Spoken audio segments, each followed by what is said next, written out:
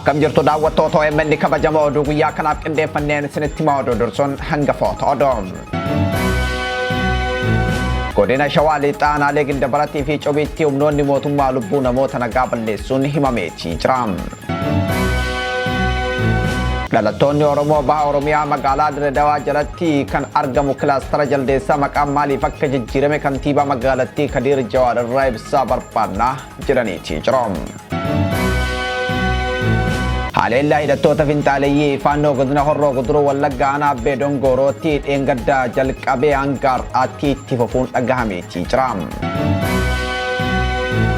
Godina Harargee bahaa aanaa Qumbuutti ummanni bishaan dhugaatii dhabee haala ulfaataa keessa jiraachuun himameetii jira.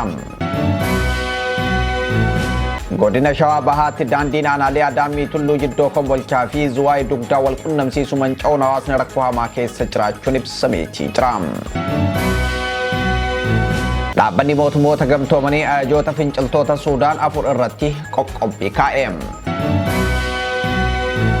Taphoota Chaampiyoonsii liigii Awrooppaa gara marsaa 16ffaa darbuu kaleessa magaalota Awrooppaa garaagaraa keessatti adeemsifameen Real Madrid, PSG, Galatasaray, Atlantaan yoo darban Benfica, Juventus, Monaco fi Borussia Dortmund kufaniitii jiru.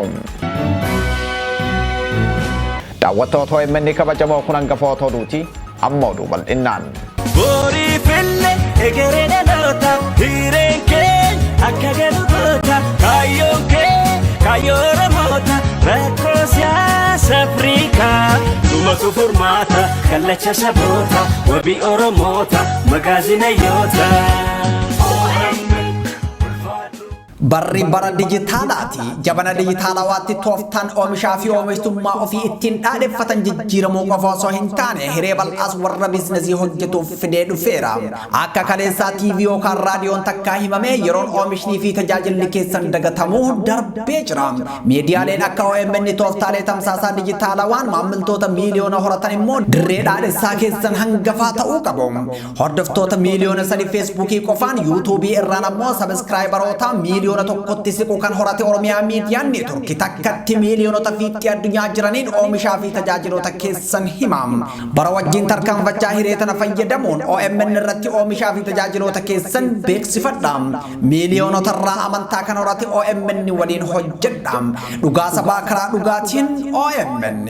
Godina Shawaa Lixaa aanaalee Gindabaratii fi Cobiitti humnoonni mootummaa lubbuu namoota nagaa balleessuun dhagahame.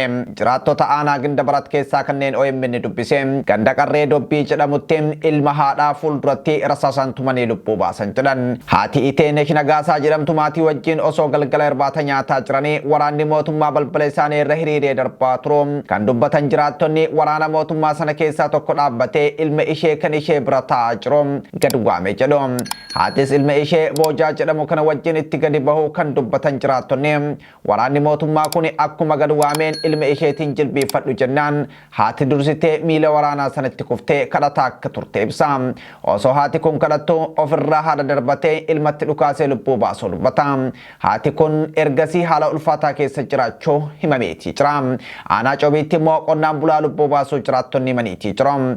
Jiraattonni ganda Diggoo jedhamtu OMN dubbise nama nagaam dhugaasaa bayii bushii jedhamu osoo gabaa deemaa jiru humnoonni mootummaa lubbuu dabarsuu dubbatu. Namoonni lubbuun darbee namoota nagaa hidhata siyaasaa wayituu hin qabne ta'uu jiraattonni himanii jiru. Dhalattoonni Oromoo bahaa Oromiyaa magaalaa Dirree Dhawaa jalatti kan argamu kilaastara Jaldeessaa maqaan maaliif akka jijjiirame kantiibaa magaalattii Dirree Dhawaa irraa ibsa barbaannaa jedhan. Namoonni godinaalee Harargee lamaan irraa OMN dubbise lafa Oromoo maqaa jijjiiruuf yaaliin taasifamaa jiru akkaan isaan mufachiisu himan. Dachee Oromoo maqaan jijjiiramee afaan Oromoo mulqamee barjaan afaan Somaalee fi afaan Amaaraatiin itti barreeffamutti dallanuu dubbatanii jiru. Dhimma kanarratti kantiibaa magaalaa Dirree Dhawaa Dirree Dhawaa irraa ibsa barbaanna kan jiran namoonni yaada kennan. Dubbiin kun qaama tuttuqqii mootummaa naannoo Somaalee daangaa Oromiyaa fi dachee Oromoo irratti raawwataa jiru akka ta'e dubbatu. Gaafa magaalaa seenanii maqaa jijjiiranii barjaa dhaabbatu Dirree Dhawaa faayessa dhaqan jechuun gaafatu warri yaada kennanii. Wanti mootummaa naannoo Somaalee raawwataa jiru daangaa darbaa akka jirus ibsu. Magaalaa seenanii ganda guutuu buqqisanii dubartii ulfaanaa siyaasaan lubbuu dabarsanii haqni dubartii kanaa awwaalamee hafus yaadachiisu. Warri uummata Oromoo bakka bu'ee magaalattii hoogganaa jirus qaama rakkoo sanaa ta'uu akkaan rifachiisaadha jedhaniiti jiru. Oduma walqabateen bulchiinsa magaalaa Dirree Dhawaa jalatti moggaasni kilaastara Jaldeessaa akkamiin gara afaan Somaalee qalhadiitti jijjiirame falmii jabaa kaaseeti jira. Kantiibaa magaalaa Dirree Dhawaa Dirree Dhawaa dhimma kana saffisaan akka ibsanuuf kennu feena jedhu kutaaleen hawaasaa garagaraa naannoo Oromiyaa. Kilaasteroota 4 bulchiinsa magaalaa Dirree Dhawaa qabu keessaa kilaastara Jaldeessaa isa tokko. Kilaastara kanatti bana maqaa jijjiiranii taappellaa afaan Somaalee fi afaan Amaaraatiin dhaabbateef ummanni argeetii jira. Ergasii ummanni kobii jabaa kaasaati jira. Bulchiinsi magaalaa Dirree Dhawaa saffisaan dhimma kana akka sirreessu kutaaleen Oromiyaa hedduu irraa gaafatamaati jira. Hidhattoonni finxaaleeyyii faannoo godina Horroo Guduruu Wallaggaa aanaa Beedongoorootti hojjettoota mootummaa gandoota garagaraa irratti ramadaman lubbuu dabarsuun himameetii jira.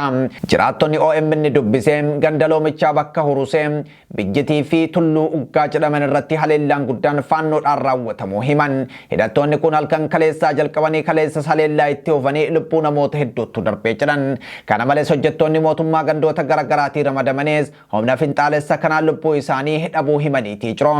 Kanneen lubbuun darbe keessaa hojjetaan mootummaa ganda loomichaa obbo Dachaasaa Sabaa ni argamu jedhan. Hojjetaan mootummaa ganda Daalachoo obbo Balaay Amantee jedhaman immoo garmalee miidhamuun hospitaala Shaambuutti argamuu dhageenye. Kanaan alattis hojjettoonni mootummaa biroo haleellaa kanaan miidhamuu himu. Opereeshiniin tibba darbe humna finxaalessa faannoo naannawa sana socho'u irratti humna waloo farra riphee lolaa Oromiyaa fi milishoota naannawaatiin jalqabamee ture. Guyyaa sadaffatti opereeshinichi ajaja gubbaadhaa dhufe jedhuun akka dhaabbate hooggansi humna nageenyaa Oromiyaa OMN itti himeetii jira. Akkuma opereeshinichi jalqabameen paartileen siyaasaa Amaaraa garagaraa mormanii ibsa baasanii. Biltsiginnaan naannoo Amaaraa fi Abin kan mootummaa waliin hojjetanis opereeshinicha dhaabsisuuf hanga waajjira ministeera muummee deemuu qondaalonni olaanoon OMN itti himaniitii jiru. Opereeshinii sana sirriitti barbaaduu kan himan qondaalonni nageenya Oromiyaa OMN'if yaada kennan uummata naannawa sanaa hafuura baafachiifne jennee kutannee turre jedhan. Garuu qaxxaamuraan paartileen siyaasaa Amaaraa karaa gubbaatiin jechuunis karaa waajjira ministeera muummeetiin ajaja gabaabaadhaan opereeshinichi akka dhaabbatu taasisan jedhu. Opereeshinichi dhaabbachuun uummanni gatii kafaluu akka itti ofu taasisuu himaniitii jiru. Gatii kafaluun kun dabballoota mootummaa gandatti ramadamanittuu tarkaanfachuu ibsaniitii jiru. Haleellaan hidhattoota finxaaleeyyii faannoo kun kanneen ganda jalqabe har'as guyyaa sadaffaaf itti fufeetii jira. Hidhattoonni kun halkan edaa gandoota hedduu weeraranii bulan jedhameetii jira. Jiraattonni ganama kana OMN dubbisee ganda caruu jedhamu dabalatee gandoota biroo keessatti haleellaan hidhattoota finxaaleeyyii faannootiin raawwatamaa jira jedhaniitii jiru. Ganda caruu bakka booxii jedhamutti uummanni nagaan miidhamaa jiraachuu dubbataniitii jiru. Ganda loomichaa jedhamutti ammoo haleellaa dheengaddaa jalqabee hanga har'aatti itti fufuu himaniitii jiru. Odumaa walqabateen godina Wallagga Bahaanaa Kiraamutti haleellaa humnoota finxaaleeyyii faannoo as dhiheenya kana deebisee hammaachuu jiraattonni himan. Jiraattonni OMN dubbisee gandoota Qilxuu Abboom, Ashuu Kusaayee, Margaa Jireenyaa, Guddinaa Jireenyaa, Caffee Guddinaa, Baddeessaa jedhamanii fi kanneen biroo keessatti uummanni Oromoo dararaa hamaa hidhattoota finxaaleeyyii faannootiin argaa jira jedhameetii jira. Godina Harargee Bahaanaa Qumbiitti uummanni bishaan dhugaatii dhabee haala ulfaataa keessa jiraachuun dhagahame. Jiraattonni OMN dubbisee namnii fi beeylanii dheebuun dararamaa jira. Jiraattonni zoonii Hariiroo jedhamu yaada kennaniin bara 1999 bishaan baasuuf karoorfamee yeroo 5 bishaan baasuuf piroojeektiin qabame akka ture dubbatu.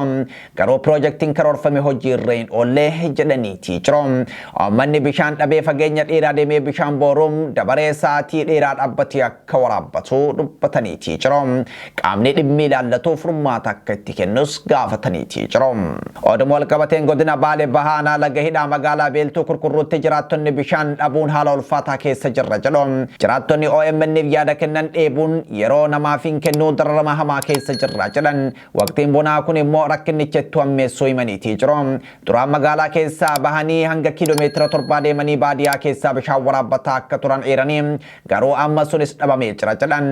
Amma magaalattii keessatti bishaan jaarikaanii abbaa liitirii 20 birrii 80 hanga 90tti gurguramaa jiraachuu jiraattonni himanii jiru. Kunuyyuu ammoo dhugaatiif kan hin taanedha jedhan. Eesuma kanaayyuu bitachuuf ammoo qodaa bishaan ittiin gurguramu guyyaa 3 dursanii yoo dabaree hin qabsiifatin hin argamu jedhan. Dhimmi kun dhimma lubbuutii mootummaan furmaata nuuf kennuu qaba jedhanii jiru. Godina Shawaa Bahaatti daandiin aanaalee Adaamii Tulluu Jiddoo Kombolchaa fi Zuwaay Dugdaa wal qunnamsiisu manca'uun hawaasni rakkoo hamaa keessa jira. Jiraattonni yaada OMN'if kennan daandiin magaalaa Baatuutii ka'ee aanaa Adaamii Tulluu Jiddoo Kombolchaa qaxxaamuree aanaa Zuwaay Dugdaa magaalaa Caffee Jilaatti geessu suphaa dhabuun manca'uu dubbatu. Sababni ciccituu daandii kanaa inni guddaan konkolaataa Siinootiraak jedhamu cirracha fe'ee karaa kana heddumminaan irra deddeebi'u akka ta'e himan. Daandiin kun manca'uu isaatiin konkolaataan geejjibaa irra deemu akka dadhabeemanii jiru. Darbee konkolaataan muraasa argamu namoota humna qaban qofatu yaabbatee karaa kana deemuu danda'a jedhan. Daandiin kun dhibbeentaa 85 bulchiinsa aanaa Adaamii Tulluu Jiddoo Kombolchaan kan ilaallatu yommuu ta'u dhibbeentaa 15 bulchiinsa aanaa Zuwaay Dugdaa akka ilaallatu ibsameetii jira. Ummanni furmaata waaraa akka barbaadu gaafateetii jira. Oduu maddeen alaarraa argannetti yoo ceenu dhaabbanni mootummoota gamtoomanii ajajoota finciltoota Suudaan 4 irra qoqqobbii kaa'e. Manni maree nageenya dhaabbata mootummoota gamtoomanii ajajoota garee finciltoota Suudaan 4 irratti qoqqobbii kaa'uu beeksiseetii jira. Ajajoonni kun gocha suukaneessaa lammiilee nagaa irratti raawwatan jedhameen himatamaniitii jiru. Ogeeyyiin gamtaa mootummootaa gochi kun mallattoo duguggaa sanyii ta'uu ibsaniitii jiru. Ajajoonni afran kunneen humna waraanaa finciltoota Suudaan Rapid Support Forces kan bara 2023 irraa jalqabee raayyaa ittisa biyyaa Suudaan waliin waraana geggeessaa jiru yoo ta'u gochi garichaa magaalaa Alfaashir keessatti raawwateen tarree gareewwan yakka waraanaa fi duguggaa sanyii raawwachuun shakkaman kan addunyaa akka diinaatti adda baafte keessatti hammatamaniitii jiru. Keessattuu gocha gareen kun onkoloolessa 26 gaafa kaaba Daarfur to'ate raawwateen himatamaniitii jiru. Mootummaa UK muddee darbe keessa ajajoota garee Rapid Support Forces afran irratti qoqqobbii kan kaa'e yoo ta'u kibxata darbe ammoo manni maree nageenya mootummoota gamtoomanii murtee wal fakkaataa dabarsee jira. Murteen kun gabaasa ogeeyyii mirga namoomaa gamtaa mootummootaatiin kan deeggarame torbaan darbee dhiyeessee irratti kan hundaa'edha. Dabalataan gabaasichi gocha suukaneessaa magaalattii keessatti raawwatame ifa godheetii jira. Akka gabaasa kanaatti humni Rapid Support Forces erga magaalaa Alfaashir ji'oota 18tiif marsee booda ajjechaa fi gocha ammeenyaa adda addaa raawwateetii jira. Keessattuu milishaan kun haala karoorfamee fi itti yaadameen hawaasa arabaa hin taane irratti tarkaanfii akka ajjeesuu dhiphina qaamaa fi sammuu irraan ga'uu duguggaa sanyii raawwachuun isaa gabaafameetii jira. Qondaaltonni dhaabbata mootummoota gamtoomanii akka ibsanitti humni Rapid Support Forces Alfaashir kan buufata waraanaa Suudaan taate naannoo lixa Daarfur takkitti hafte yeroo to'atetti lammiilee nagaa kumaatamaan lakkaa'aman ajjeefamanii jiru. Jiraattota magaalaa sana 260 keessaa dhibbeentaa 40 qofatu weerara san jalaa baqatee ture. Kan hafan keessaa kumaatamaan kan lakkaa'aman madaa'aniitii jiru. Dabalataan haalli jiraattota hafan keessa jiran hanga ammaatti hin beekamu jedheetii jira.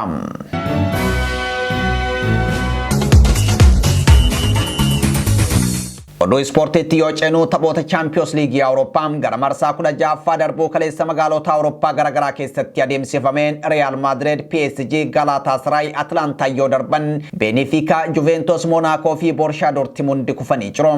Taphni Real Madrid fi Benfica akkuma eeggamaa ture tapha morkiin guddaan kilaboota lamaan irraa irratti mul'ate yoo ta'u Real Madrid gooliiwwan Shumeenii fi Vinicius Junior galchanii 2-1 injifatee gara marsaa 16ffaa darbe. Mootiin Chaampiyoonsii liigii Awrooppaan mootiin kilaboota Awrooppaan Real Madrid qormaata cimaa kilaba warra Lisbon Benfica irraa isa mudate cabsuun gara marsaa 16ffaa darbeetii jira. Taphichi dirree Benfica irratti arrabsoo sanyummaa Vinicius Junior mudatee fi tapharraa adabamuu taphataa Benfica Gianluca Prestianii fi kaardii diimaan ari'amuu Jose Mourinho hordofee hawwii guddaan eeggamaatii ture. Real Madrid gara marsaa 16ffaa darbuu Santiago Bernabéu baallee isaa cufuun Benfica kan simate yoo ta'u saffisa taphaatiin Benfica Real Madrideen dhiphina guddaa keessa buufte. Real Madrid kan taphattoota akka Kylian Mbappé, Jude Bellingham, Militao miidhamaan hojjetanii fi Rodrigo ammoo adabbiin kan dhabee istaadiyeemii isaa miidhagaa Santiago Bernabéu baallee isaa cufuun sagalee deeggartootaatiin deeggaramee ijoollee Jose Mourinho 2-1 injifate. Leenjisaan Real Madrid Alvaro Arbeloa Courtois goolii eegaa Carrares Asensio Rodriguez Trentin taphattoota sarara duubaa Gular Shumeni Valverde fi Camavinga taphattoota sarara jeddoo Gonzalez fi Vinicius Junior injifattoota taasisuun tooftaa taphaa 4-4-2 fayyadamee Barnaabeu irratti yoo goobanu. Jose Mourinhoon kan adabbii qabu fageenya irraa tooftaa taphaa 4-2-3-1 filachuun ijoollee Madrid hafuura kute. Beneficaan baallee Santiago Bernabeu cufamee fi sagalee deeggartoota haala Madrid jedhuun osoo hin gufatin caalmaa taphaa fudhachuun goolii Courtois weeraraa kan ture yommuu ta'u daqiiqaa 14 irratti Rafa Silvaan goolii jalqabaa Beneficaaf galchuun murannoo fi cimina Benefica mul'ise. Warra Los Blancos kilabni mootota Spain Real Madrid Beneficaaf deebii kennuuf daqiiqaa 2 qofa itti fudhate. Shumeeniin Ardaaf, Ardaan Valvardeen deebisee Shumeeniin gara goolii haleeluun saaphanni ijoollee Jose Mourinho shubbisiisuun wal qixxeesse. Daqiiqaa 80 irratti Valvardeen kubbaa miidhagduu Vinicius Junioriif yoo mijjeessuun Viniin galchuun deeggartoota Real Madrid fuulduratti shubbisee gammachuu isaa ibsate. Torbee darbee magaalaa Lisbon istaadiyeemii Benefica irratti goolii galchee shubbisuu isaatiif kaardii keelloo argatee arrabsoo sanyummaa isa irratti kan raawwate Vinicius Junior Santiago Bernabeu irratti galchuun shubbisa wal fakkaataa shubbise. Kilabni mootota Spain Real Madrid tapha dhaqaa galaa 3 takkaan injifachuun gara marsaa 16ffaa darbe. Istaadiyeemii Santiago Bernabeutti osoo taphni hin eegaleen dura deeggartoonni Real Madrid jibbaa sanyummaa ni balaaleffanna jechuun deeggarsa Vinicius Junioriif qaban argisiisaniiti jiru. Injifannoon Real Madrid argate kun olaantummaa jibbaa sanyummaa irratti akka argatetti fakkeeffamee haasa'amaatii jira. Gama biraan ammoo taphataan Benefica jibbaa sanyummaa Vinicius Junior arrabse jedhamee Gianluca Prestiani tapha kaleessaa irratti hin hirmaanne. Taphni biraa akkaan eeggamee ture dorgommii kilaba Xaaliyaanii Juventusii fi kilaba Tarkii Galatasaray ta'us Juventus cimina guddaa argisiisuus marsaa itti aanutti darbuu hin dandeenye. Daqiiqaa 49ffatti taphataan sarara ittisaa lammii England umrii 27 keelii kaardii diimaan dhabuun boqonnaa booda nama 10 taphachuuf kan dirqame Juventus yeroo keeliin kaardii diimaan dirree bahuu takkaa fi 0 dursaa kan jiru qabxii walii galaa 3 fi 5 durfamaatii ture. Juventus nama 10 taphatee galchii dabalataa 2 galchuun 3 fi 0 qabxii walii galaa 5 wal qixaan osoo jiru. Taphni dhumee daqiiqaa dabalataatti Galatasaray galchii 2 lakkoofsisuun qabxii walii galaa 5 fi 7 injifatee marsaa itti aanutti darbe. Victor Osimhen fi Baris Yilmaz sa'aatii dabalataatti galchuun Galatasaray gara marsaa 16ffaatti dabarsanii jiru. Taphni Atlantaa fi Borussia Dortmund diraamaa cimaan kan guutame yommuu ta'u kaardii diimaan 3 tapha kanarratti mul'ateetii jira. Kaardiin diimaan tokko Atlantaaf yoo ta'u 2 taphattoota Dortmundiif kenname. Gianluca fi David Zappacosta boqonnaa dura galchii 2 lakkoofsisuun Dortmundi haloo bahatanii. Mario Pasalic dabaluun 3 fi 0dhaan dursuu eegalanii. Jijjiiramee kan galee Karim Adeyemi galchii lakkoofsisuun gammachuu Atlantaa bishaanitti naqee qabxii walii galaa 3 wal qixa ta'anii. Atlantaa yakka taphataa isaa irratti hojjetame rukuttaa walabaa argate galchitti jijjiiruun qabxii walii galaa 4 fi 3 Dortmund injifatee marsaa itti aanutti darbuu mirkaneeffate. Atlantaan tapha jalqabaan dirree Dortmund irratti 2 fi 0 injifatame waan galeef hojii manaa guddatu isa eeggata ture.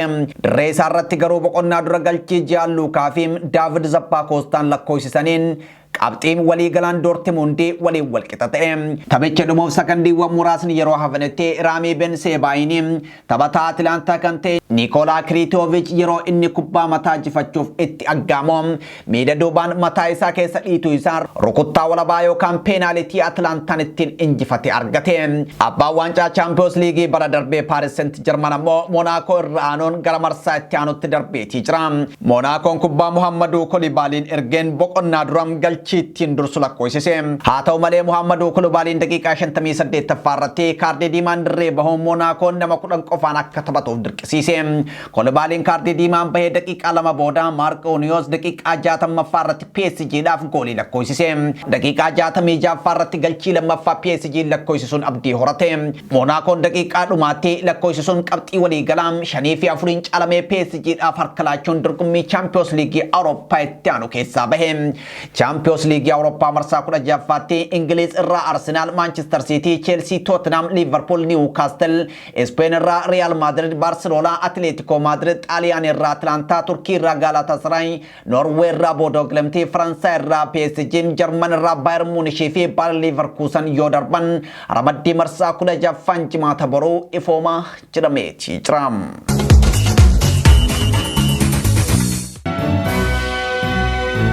Tole kabajamoo daawwattoota OMN oduun guyyaa kanaaf qopheeffanne kana gammaa daawwattanii qophiileen Oromiyaa Miidiyaa Neetworkii afaan itti fufuu gaba kootiin turtii gaarii.